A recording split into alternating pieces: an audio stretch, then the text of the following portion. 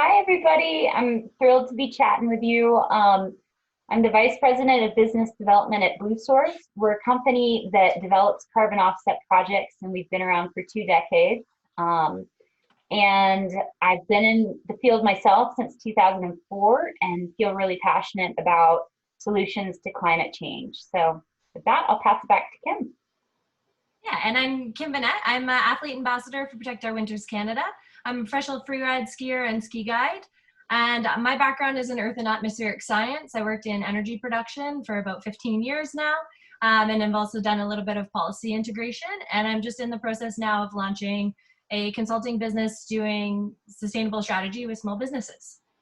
So before we get going here, I have a couple of disclaimers. One is for anybody that knows me or has talked to me on the phone at any point in their lives, I have a big German Shepherd that likes to bark. So if she barks, I'm sorry about that. We do our best to control her, but we can't. And then another thing that I wanted to mention is because we've got people tuning in from other countries and other places and provinces, we're not going to talk a whole lot about specific numbers or if you have any questions on specifics, please feel free to ask the question. And what I'll do is I'll probably send a link that I'll make available for everyone, but just to make things a little bit more seamless and less direct, we'll just keep it simple for now. And like I said, I'll send you a link to answer those types of questions, and I'll make my contact information available later. Awesome. All right. Thanks, Kim.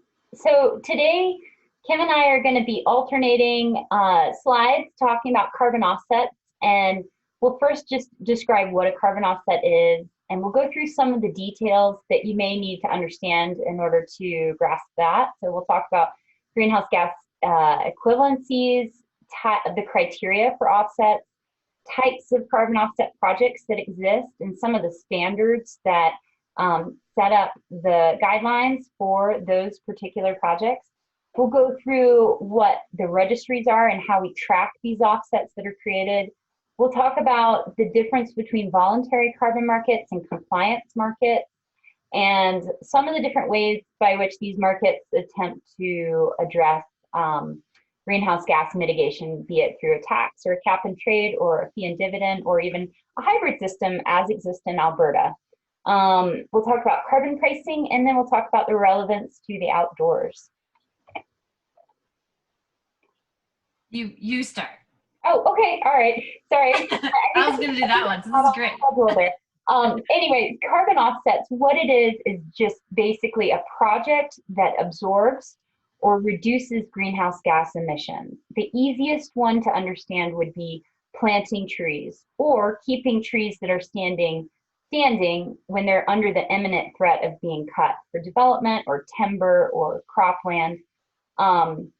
And there's a host of other ways. There's really amazing creative ways to reduce greenhouse gas emissions. And so when you undertake a project that does that, for each metric ton of carbon dioxide equivalent that you sequester through that activity, you generate a carbon offset.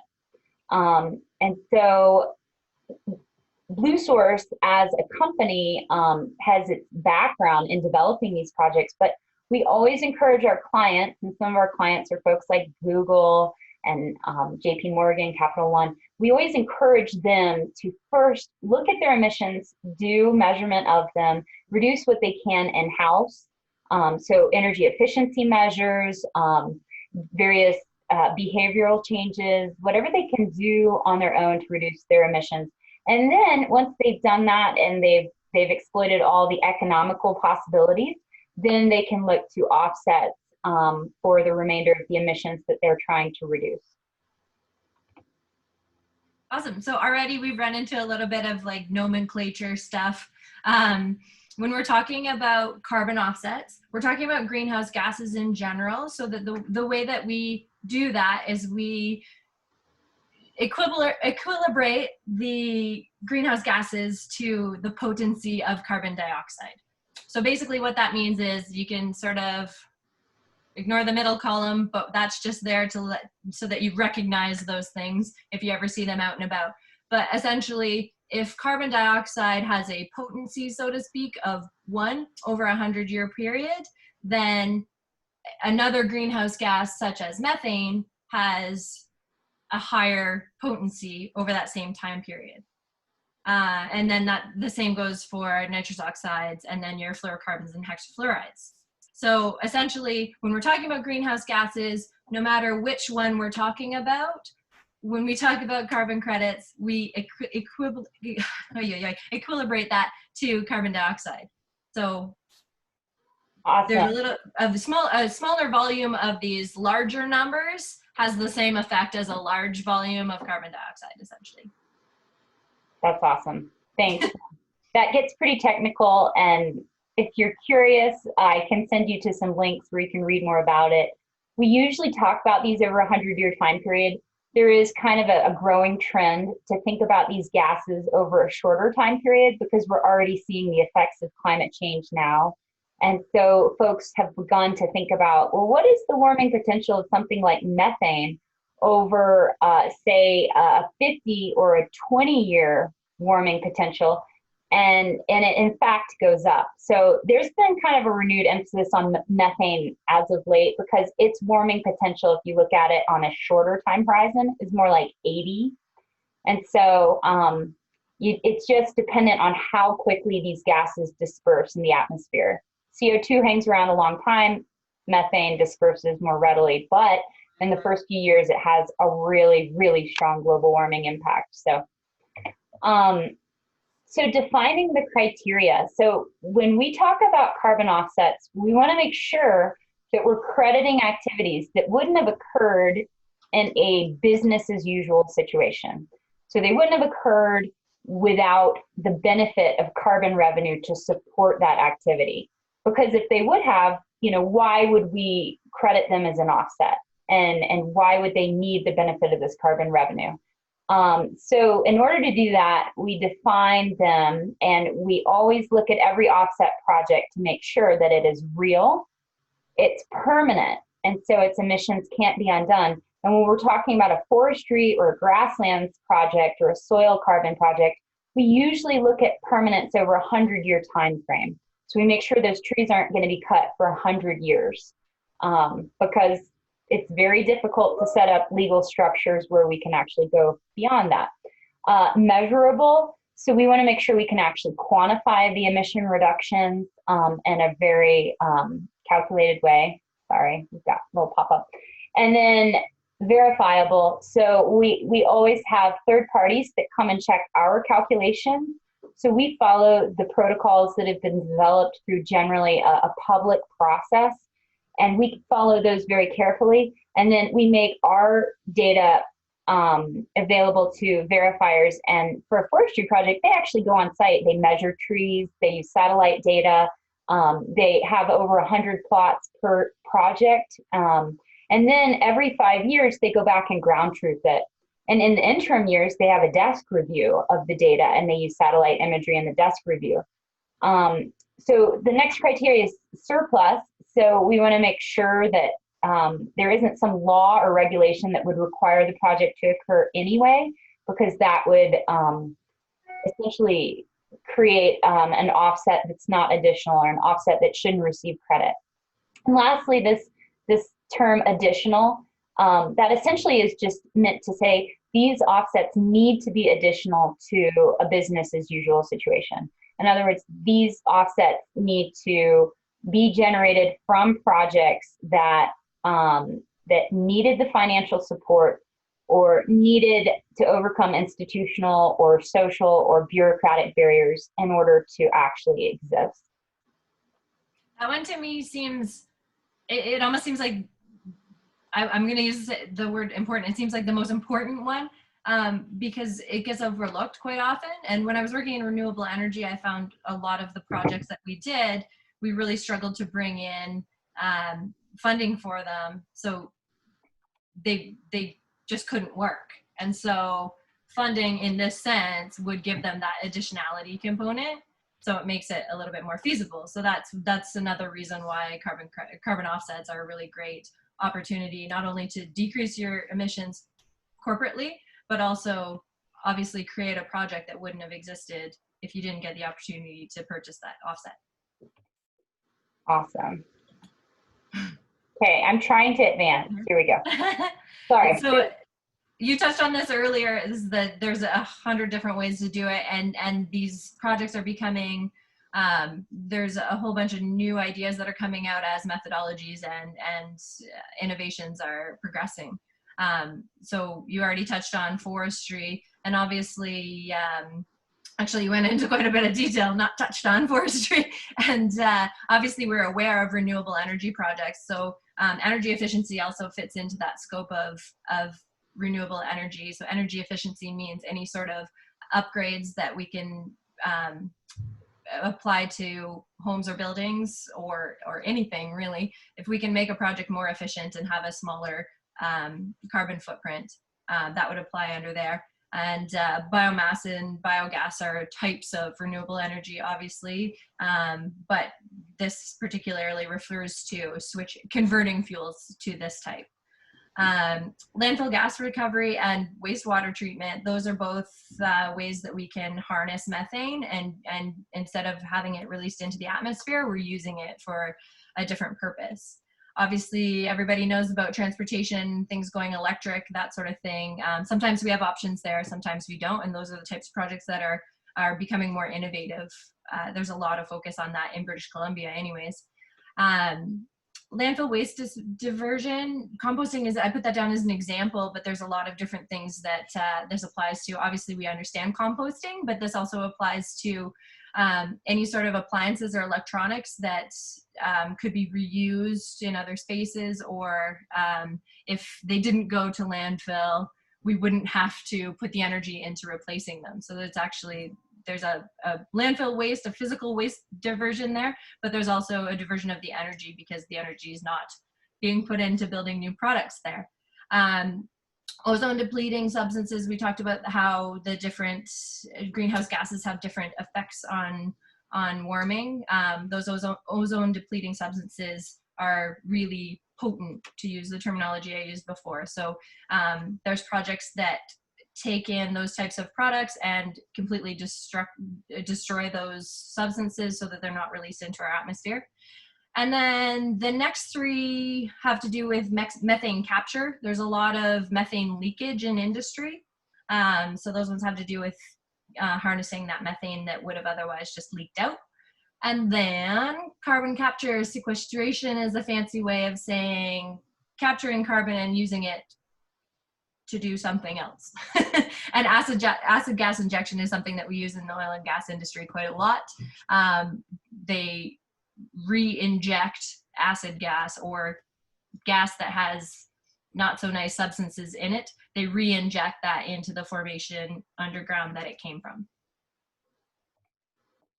Awesome, thanks, Kim. So what has emerged in these carbon markets over the last 20 years are standards. And these standards bodies listed on the right-hand side are used in different parts of the world with different frequency. But what they do is they allow a buyer, whether it be a buyer in a compliance or voluntary market, to be able to be sure that what they're buying has been through the rigorous test that I talked about, those 5 criteria that we always want to make sure every offset has. And so the role of the standards body, and most of them are actually NGOs, is to develop carbon offset protocols. And sometimes that's done by a private entity and they're submitted to the standards body for review. And other times there's a public stakeholder process for the creation of a methodology. And the methodology essentially is just a document that one must follow very closely in order to create offsets from a particular project. And so it is prescriptive and very detailed and typically written by engineers. And so the methodologies from a number of different types of projects, like the ones that Kim mentioned, reside on the standards website. And certain of these types can have, like VCS, for example, has hundreds of methodologies available because they also use the clean development mechanism, the CDM methodologies. That's actually an offset program under the Kyoto Protocol. And so, whereas the Climate Action Reserve has about, I would say, maybe 12 to 13 protocols in existence. And so they all have different protocols that they've accepted for use under their own standards body. And after those offsets have been reviewed by a verifier, a third-party verifier, they actually go to the standards body, and the standards body reviews the offsets before they're actually issued. And then they're issued by the standards body. The standards body gets a small fee for each credit issued, and that's how they sustain themselves. And then the registries, which we'll talk about in a minute, are actually hosted by the standards. So there are public registries where you can see each credit from each project that has been generated and what's happened to it. Has it been retired, or is it sitting in inventory? And if it's been retired, who's it been retired on behalf of? Credits can be transferred from one party to another. But all of this is to ensure that there's no double counting of credits, and to ensure that there's transparency around the process, and also make sure that there is credibility in the offsets generated. Okay, we might need a deep breath after that one. I feel like there's a lot of information firing around, and it's really great. But yeah, this is, to me, what I'm really seeing from this, and I knew all these things, but what's coming forward for me is that a lot of this sort of stuff happens behind the scenes, and not so much when we're working in this industry, Lizzie, but for other people that don't understand that this stuff is going on, there is rigorous protocol that this stuff all has to adhere to. Yeah, so like Lizzie was saying, we just talked about the standards bodies, but these offsets are also registered. So what that means is that the carbon offset, the credit that is issued to you, cannot be issued to anyone else. So that ton of carbon dioxide that you used, that you now want to offset, has to be kept track of, and this is the way that we do it. And there are public databases that keep track of those things, assign a unique serial number to those things, and make sure that the public aren't purchasing something that's already been purchased, or projects, developers aren't making money off of the same thing more than once, or that type of thing is being created behind the scenes. So the registries really add the transparency factor to carbon offsets and make them something that are a little bit more approachable and visual. Would you like to add to that? Or you okay? Perfect. Sorry. All right, we can go back. I have trouble with having somebody else at the end. And then carbon markets. So just to kind of put offsets into the context of carbon markets, offsets exist outside of them. And so they allow for cost containment, because there's clearly hundreds of ways to reduce and mitigate greenhouse gases. And so offsets were created so that there could be these creative ways to sell units into a market. You can imagine if you just had 10 power plants and they comprise the entire market, and reductions from those power plants are the only way to meet emission reduction goals, you would just install a more efficient boiler. But once you've done that, there's very little you can do. And that boiler replacement, by the way, could be much more costly than preservation of a forest, or the installation of an anaerobic digester at a farm to handle the manure handle the emissions from the manure. So the idea is that these greenhouse gases, it doesn't matter where they're emitted, they have the same impact on the climate.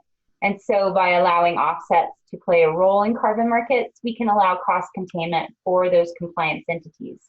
We can also allow companies like Google that may have relied on renewable energy as much as they can, and installed all the efficient lighting they can and insulation in their facilities, and now they just can't get the last 20% of their emissions down. Well, they can do so by helping support projects elsewhere that wouldn't exist without the benefit of carbon revenue.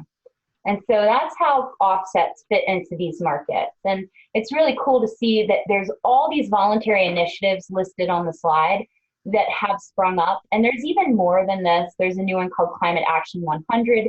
There's a new initiative, the last one, Net Zero.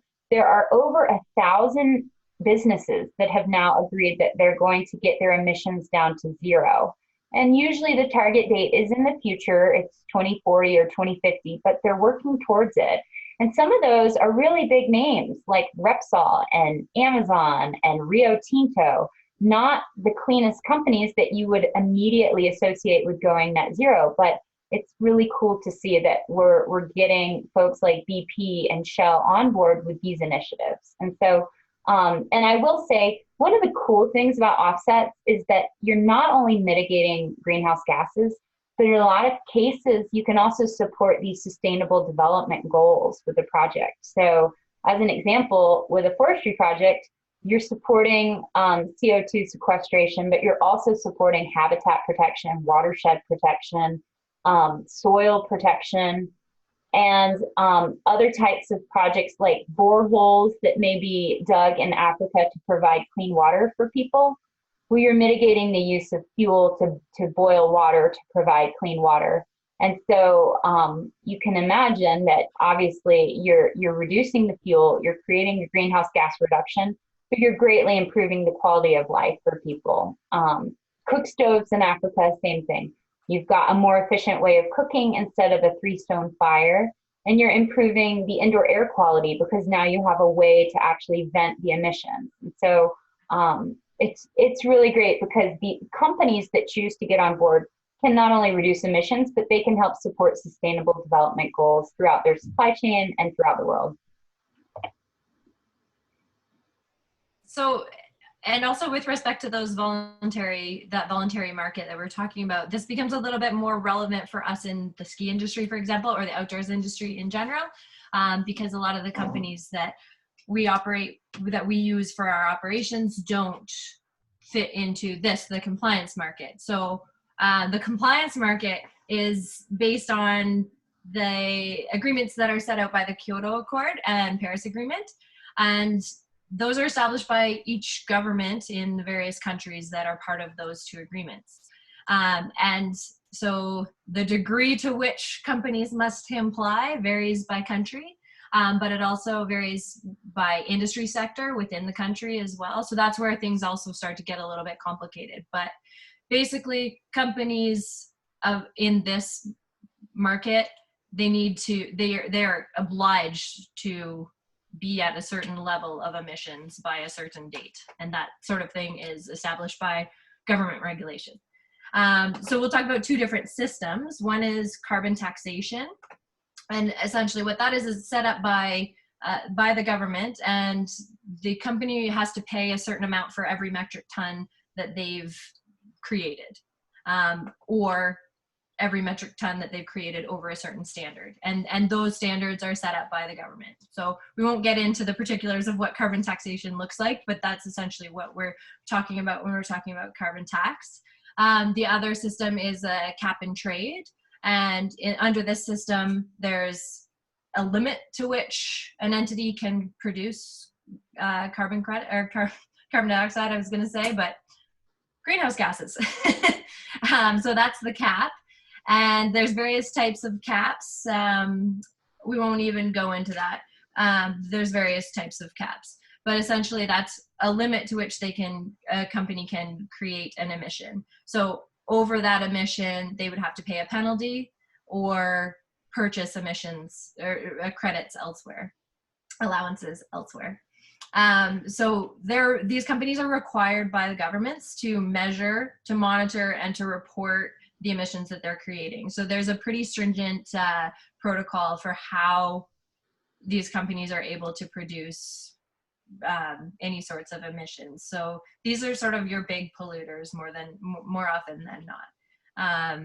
Yeah, and then as I alluded to before, the allowances is the amount of emissions they're essentially allowed to create. So those can be traded between different companies, or they can be auctioned, so they can actually be purchased to sort of, if they've gone over the limit, over the cap, then they can purchase the ability to create a little bit more emissions. Lizzie, do you want to talk a little bit more about how that market interacts? You can say no. Why don't we wait and see what questions, because I know folks may have to jump in a few, and so we can come back if people want to dive into more. And then, how the price of carbon is established is essentially a factor of how stringent the system that's been set up by the government is. So a tax obviously is a very straightforward way to set a certain amount per ton. But the problem with that is you don't always know what level of emissions overall you're going to achieve by setting a particular tax. Because you don't know which entities are just going to choose to pay the tax rather than try to mitigate their emissions. Whereas a cap and trade is a little different because then you're looking at the science to say, okay, what do we need the emissions at? And we're going to go ahead and have the cap be that, and everybody figure out how to stay under that cap, and the price will go to what it will go to at a very simple level. Obviously, in the EU, there were some lessons learned in the first emission trading scheme, and they set some price collars in order to prevent prices from going wild. And that wreaks havoc on companies when they're trying to budget for compliance with these types of markets. And so lessons have been learned throughout the years of the early carbon market. And then in terms of trading, really, in a cap and trade, the price is set by somebody's willingness to pay. And that's also a factor of how expensive it was to develop the carbon offset project or the project that generated an excess allowance, like installation of a boiler that maybe took a company below its permitted level of allowances that it could hold. Yeah, and just I wanted to point out these prices listed at the bottom are prices for offsets from various types of projects. Those are within the voluntary US market. And, these prices are going to vary depending on where you are in the world. And those are prices per ton. Price per metric ton of CO2 equivalents, exactly. And if you were to say, for example, look at offsets within the California cap and trade market, those are going to be trading at only a slight discount to the actual California allowance. And so that's up around like $14.75 for a California compliant offset that would be eligible for that compliance market. In Alberta, the market's trading up closer to like $27 Canadian. And so take these prices with a grain of salt because this is a snapshot in time of some US voluntary prices. Awesome. So that was a lot of information, but sometimes it might not seem exceedingly relevant to us in the outdoors industry, especially when we start talking about the compliance market.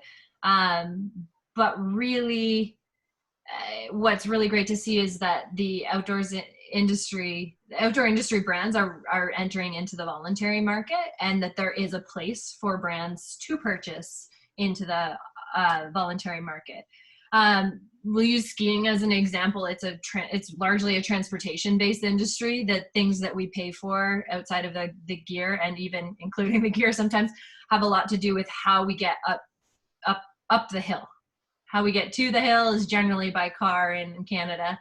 But if you look at, say, a heliski company, people are traveling all over the world to get to the destination. And then once they get there, they use a helicopter for ease of transportation to the top. Same thing exists even if we're talking about a chairlift, if we're being honest. But either way, because this is a transportation-based industry, sometimes we don't have the opportunity to replace a fossil fuel-based mode of transportation with one that's greener. So this is the type of thing that brands, operators, and anyone in the outdoors industry could purchase into in order to offset those, we'll call them mandatory emissions that they're creating. So in the grand scheme of things, grand scheme being POW Canada, the way that this has to do with POW is that we're here to advocate for the types of things that help us access nature in the outdoors industry. So POW as an advocacy agency can go to governments and try to get them to install stricter regulations on this type of thing, so that maybe this compliance market grows into the smaller companies, and so that more companies will have the obligation to do this type of thing.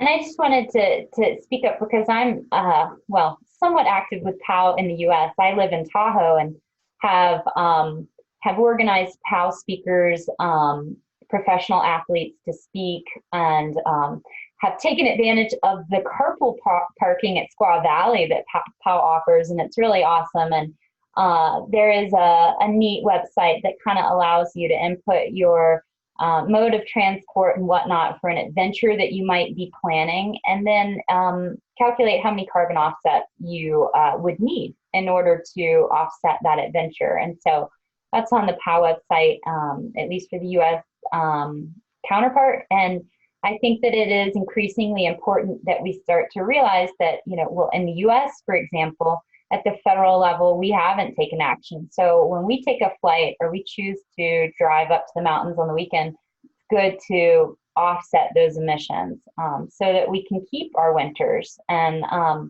in Canada, there are a variety of different provincial markets that are in place, but there's a new Canadian backstop that is going into place right now that will essentially regulate all of Canada. And so that is really incredible.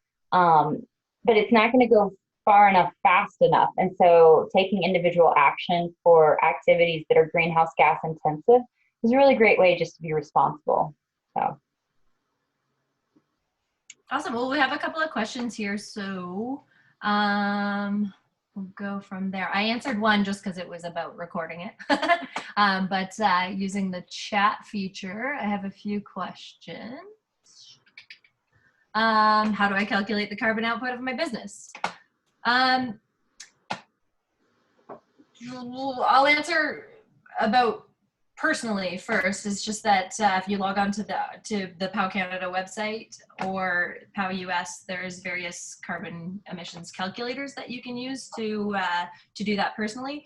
Lizzie, do you want to talk about how they can do it for a business scale? Sure. Yeah.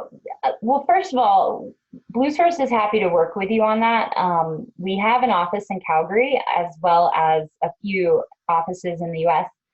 And if it is a very complicated calculation because maybe you have a big supply chain or you have a lot of flights you're dealing with or whatever, we're always happy to help. But if you're looking for more like an estimate that you can do yourself, there are a number of carbon calculators available. And there, the POW one is a great one. There's also some EPA ones. And I had another thought, and now I think I've lost it. So when it comes back, I will respond on that. Oh, this is it. I wanted to mention Climate Neutral is kind of cool. It's an organization that is working with the outdoor industry to help various brands offset their emissions. So you can check out their website, Climate Neutral. But anyway, you'll see a lot of familiar brands on there that I think will resonate with a lot of folks. And they're brand new, and they were at the Outdoor Retailer Show in the U.S. in January in Denver. But they're really trying to help folks navigate this. And then, if you're looking for offsets, if you've calculated your emissions and you want to buy from a wholesaler and get the best price possible, you can always go to bluesource.com and find me or find somebody.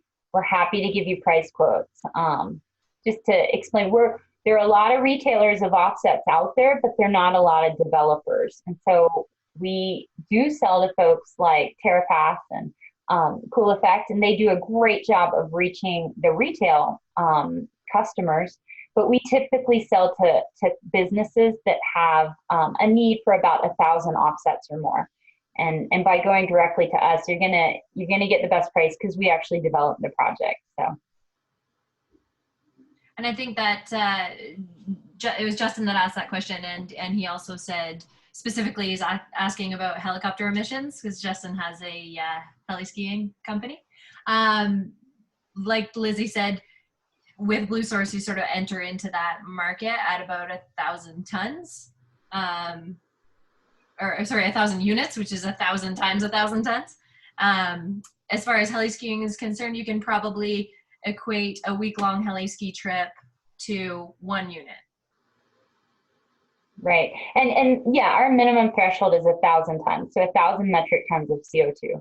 So if you had 1,000 heliski clients for your year and you wanted to offset that year, you could come to us. Or say you want to purchase 2 years altogether, you could do that as well if you had 500 clients. So yeah. So, and there was another question here about how we can access and view some of these carbon trading markets.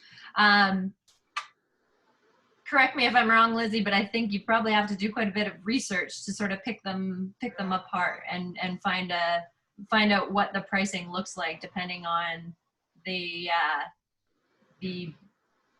broker that you're working with. Well, if you're curious about, for example, seeing which projects may exist in different markets, the registry, hopefully these slides, well, there's a recording of them, but the registries that Kim listed are a really great place to go because they're all transparent. You should be able to go and actually find individual projects on them that have been used in various markets. And if you're curious about the prices, at that point, you would need to contact either the project developer or somebody who retails those credits. So that can be a little more challenging. And usually it's not published anywhere. There are a few exchanges that exist. For example, CBL has an exchange where you can actually find some carbon offsets on that exchange. You can see what they're trading at. ICE has an exchange in Europe where you're going to find, European Union allowances, which are compliance instruments, and those. So it really does depend on which market. There are many carbon markets across the world now, even in South Korea and elsewhere, China. And so depending on which market you're interested in, and probably you're not interested in a compliance market. If you're looking to offset your emissions as a business and do so voluntarily, you're looking for voluntary offsets. So you could find some on CBL, or you could contact somebody like Bluesource that's a developer to get a price quote on those. And another question to the same end of things is that is from Marie Francois, who's our one of our board members of Protect Our Winters Canada, and also professional snowboarder, and just all around badass, awesome chick. She's asking, from your knowledge, what would be the best offset companies you could recommend in Canada? Yeah, that's a great question. There is a company called Offsetters that I know of in Canada. Then there's Bluesource. And truthfully, beyond that, there are not a ton of companies that are developing projects in Canada. There are others that will retail credit, but there aren't a whole lot of other developers. The Nature Conservancy Canada does have a forestry project called Darkwoods in British Columbia. Offsetters developed a project in the Great Bear Rainforest, where the spirit bear is, and Bluesource actually also markets those credits on behalf of them. And then Bluesource has a host of projects actually in Canada, and some of them are the types that Kim described, like using wood to heat a greenhouse rather than number 6 bunker fuel, composting trash rather than having it go to a landfill, destruction of landfill gas in a microturbine for electricity rather than having it vent to the atmosphere. So we've got a portfolio of about 15 projects in Canada, and we would be happy to let you know more about those if you are interested in local offsets. Another thing to keep in mind that came up for me while you were answering that question is these offsets become a little bit more approachable when you purchase a larger scale of them, and then also the price of the unit that you're purchasing. It's going to vary depending on who you're purchasing from, and so, Marie, in answer to your question, this is what I was alluding to before. There's various providers, and without naming names, I've seen a few that are specific to planting trees and that sort of thing. A thing that I just would caution against is just ensuring that you're choosing a provider that actually is registered and is keeping track of volume for volume. So that you don't enter into a situation where you're paying, but there's not much going on the back end. You want to make sure that if you're paying into this system, that you're also contributing and that something real is happening on the other end of it. And so I kind of have a secret dream of having this type of thing available to the general public through an entity like POW, but we'll see if that comes to fruition at any point. And that's something that I've brought up before in the past. But we've got a couple more questions about, just JJ asked, what's the difference between a developer and someone that's selling the offsets? Because you had mentioned, Lizzie, that Bluesource developed the projects. So what's that mean? No, that's a great question. I think people get confused a lot because if you Google carbon offsets, Bluesource is definitely not one of the first ones that comes up, even though we've been around for 2 decades and we're the largest in North America. We're more like behind the scenes because what we're doing is we're identifying project opportunities. And so, the most straightforward one is we talk to a landowner, we convince the landowner to rely on carbon revenue rather than timber revenue into the future, in perpetuity. And so it's a really hard argument to get this landowner to lock up the timber rights to that land in perpetuity. And so we show them financial modeling. We then convince them that they should manage their land for carbon sequestration. And then we actually go through the process of following those protocols line by line to quantify all of the carbon on the land. And that involves a forest inventory. And those inventories, we front the cost for those until the credits have been issued. And we also work in an at-risk basis. So we're not getting paid unless credits are actually successfully created. And those inventories range in cost between $50,000 and $500,000, just depending on where you are. If you're in Alaska, you need a helicopter to access the site. Anyway, we feed all of that into our proprietary models that we've created that are based on these protocols. And then we have all of our calculations reviewed by the third-party verifier. Then it goes to the standards body, and then the credits are issued. And when the credits are issued, we then sell to a third party, whoever wants to buy those. And then we return the bulk of the revenues back to the landowner, so that the landowner has the carbon revenues instead of the timber revenues in his or her pocket. And that's just an example for forestry. We've worked with Tyson Foods, JB Hunt, JR Simplot, some really major companies to reform the way that they are handling their wastewater treatment, handling their transportation practices in order to generate offsets from those activities.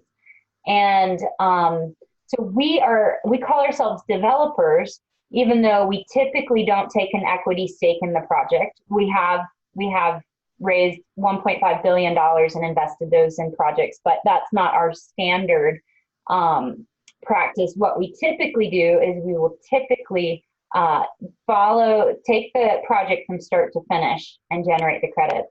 And because we don't rely on the retail market, sometimes we'll sell to folks like TerraPath, and then they'll sell to other people.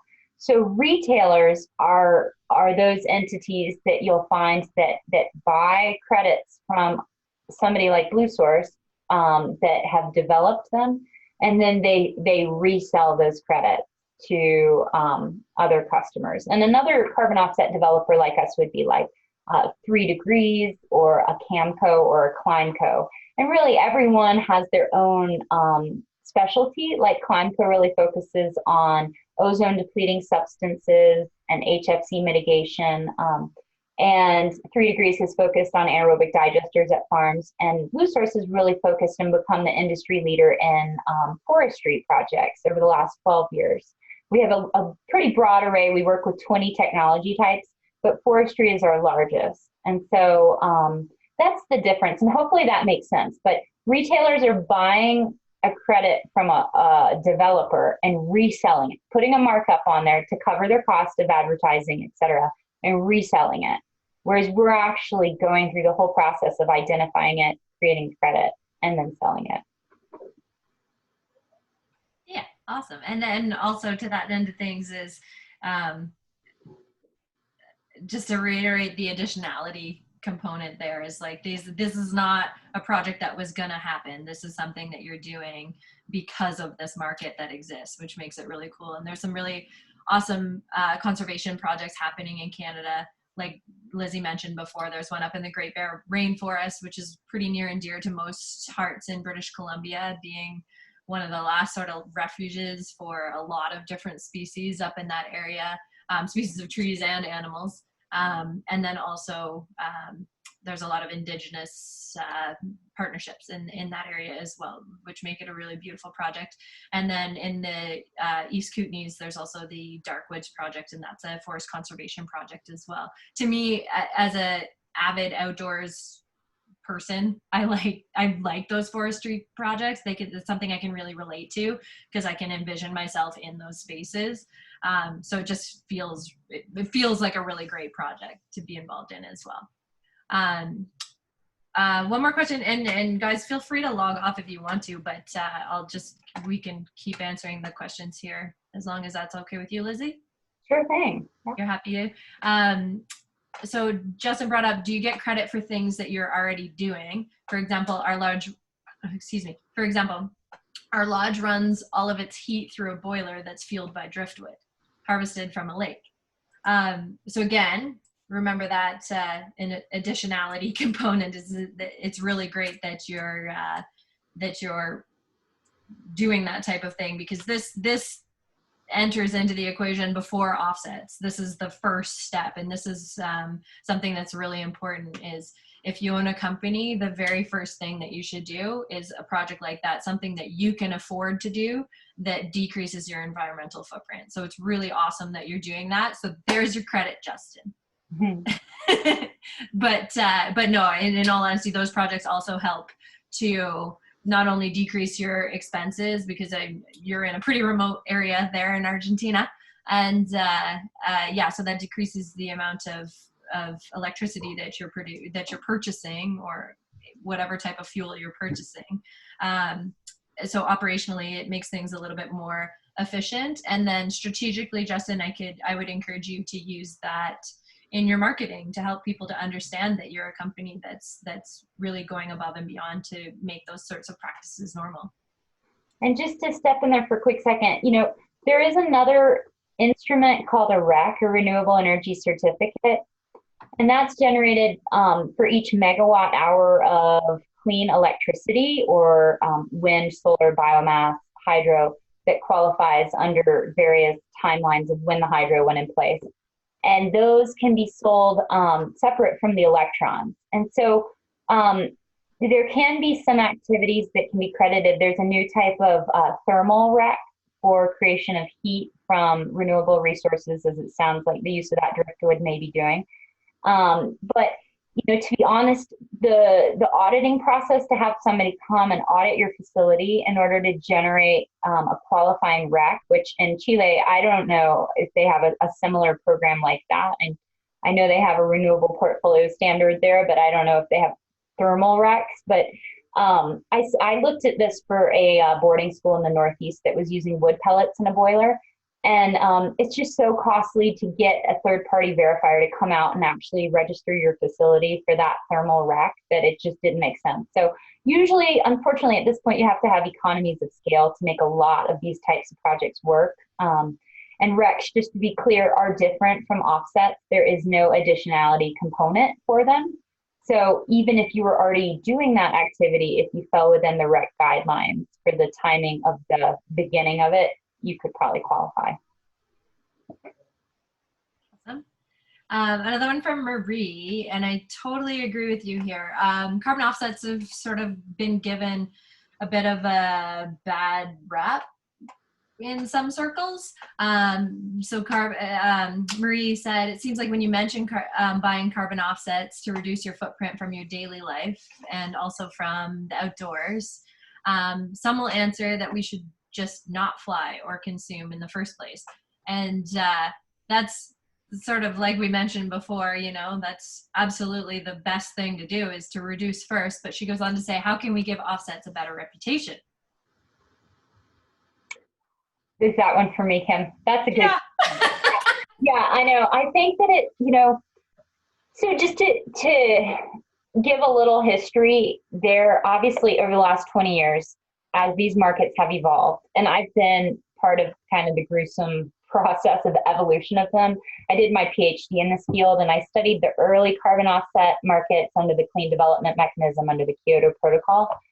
And I was all throughout Latin America doing so. And we've learned through mistakes. There have been protocols under some of the standards that were not stringent enough. And then sometimes if you go the other direction, you make a protocol too stringent, then you won't have any developers actually use it because it's just too cumbersome. And then we've also, you know, with, for example, the Chicago Climate Exchange was the first voluntary market in the US that sprung up, and they were not transparent. They didn't have their protocols available to the public. And some of the verification around the creation of credits was like signing a postcard to say, hey, yeah, we did this. It was a little loosey-goosey.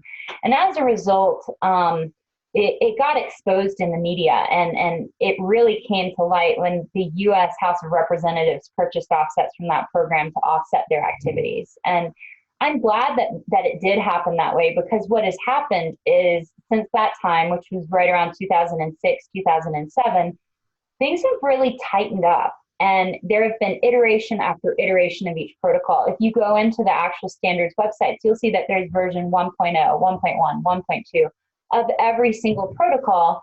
And that's because over time, if there is something that seems too lax or a mistake that's found, they go in and they revise it. And developers are required to use the latest version of the protocol. And so anyway, it's to say that, you know, it's not a perfect industry, but over time, it's really evolved to become quite stringent. And I do think it's unfortunate that the negative perception that did arise during the early years of the formation does persist. And it's not perfect. You know, there are some projects internationally that, especially forestry, that have been a little controversial. And I think that there's just a lot of issues to work through, especially when you're dealing with a project in a different country where they have sovereignty over the land, and now you're protecting a large swath of that land and preventing settlers from subsistence farming on that land.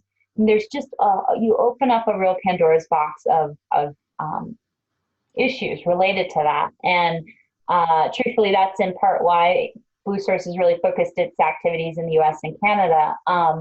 But we can't just throw our hands up and say, well, they're not perfect, so we shouldn't use them, because we know the magnitude of this problem, and we really have to address it through solutions that are going to have a big change on the climate. And so for that reason, I don't want the perfect to be the enemy of progress here. And so we certainly are always vetting our projects. We have a very strict due diligence process to make sure that we're not developing anything that we think is controversial in any way. And since reputation is everything in this business, you're selling a credit for an invisible, a reduction of an invisible odorless gas.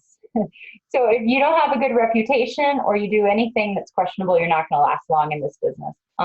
So yeah, long answer, but I would love to raise the visibility on this. And I've been working on trying to get a video crew out to one of our verifications on site, so that we can really show people what is done and the rigor that is involved in all of this, the plot sampling for the forest carbon, and what exactly is done, so that people can have a better idea of the fact that this is not just money that you pay and it evaporates into space, but here is the trail, here is what is going on, and here is, you know, in a rough percentage, how much goes back to that landowner, so that they can put that in their pocket and rely on it instead of timber revenues. And just to add to that as well, is that a lot of people, like you asked originally there, Marie, is that you asked what's a good company to purchase with here in Canada.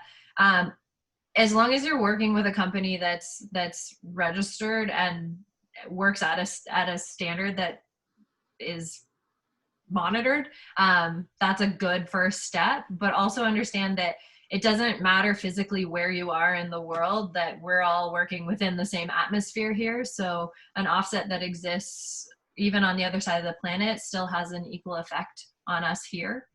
So it's most important that you work with a reputable company and purchase from an offsetter that's adhering to those standards over a local company, if that makes sense.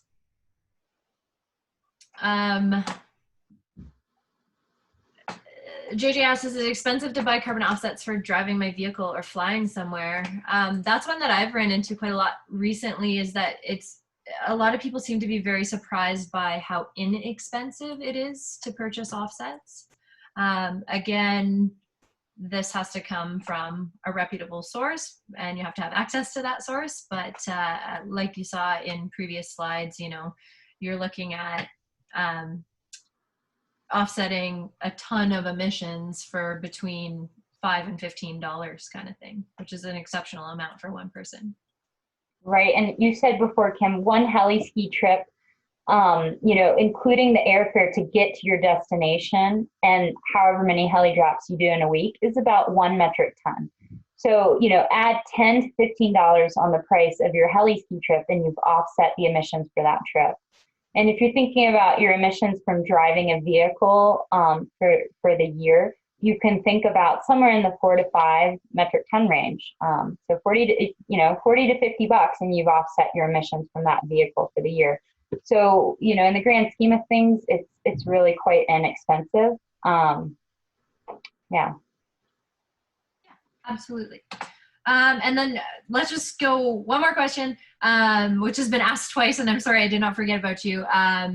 Peter asked if the carbon calculations for flying are being adjusted for the reduction of passengers on airlines since COVID. So the way that those calculations are calculated, the way that that stuff's calculated is based on the amount of fuel that's burnt in a trip. So of course those calculations should be adjusted. If you're referring specifically to POW US's website and their emissions calculator, I'm not sure on the back end if they've gone to do that at this point. Yeah, I would probably guess no. Yeah. They usually, like if you just Google carbon calculator for flights or something, you're going to get an average occupancy of that airplane.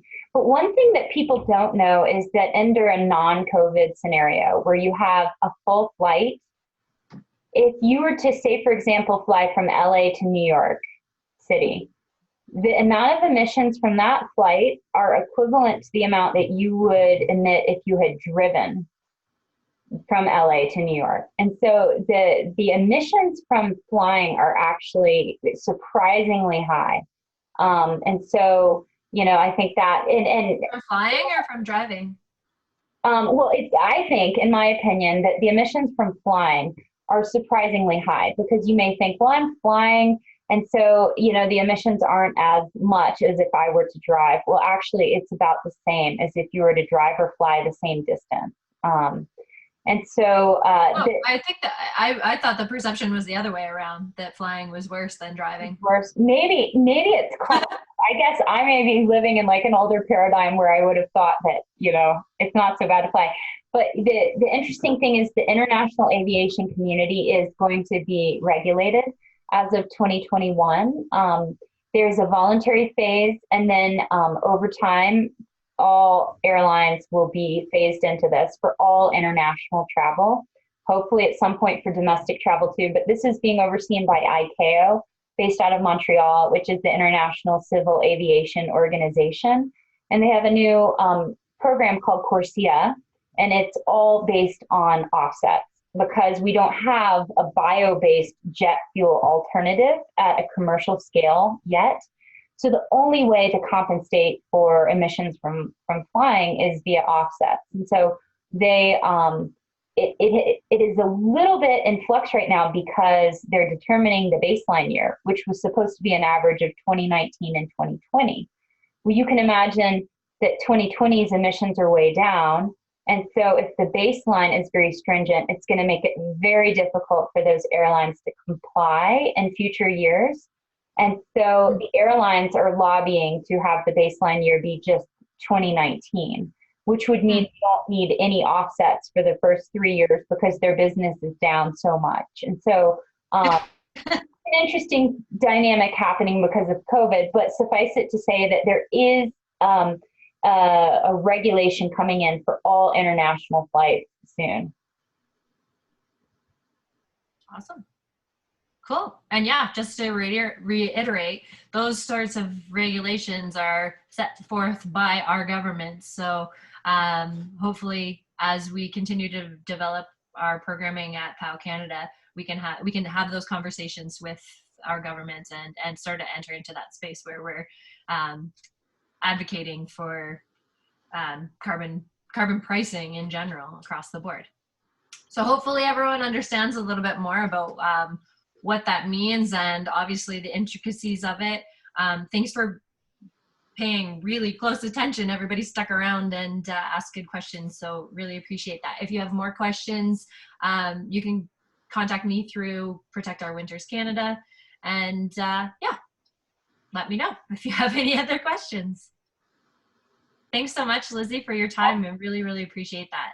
Thanks for inviting me, Kim. This was awesome, and thanks everybody for listening. Awesome. Of All course. right.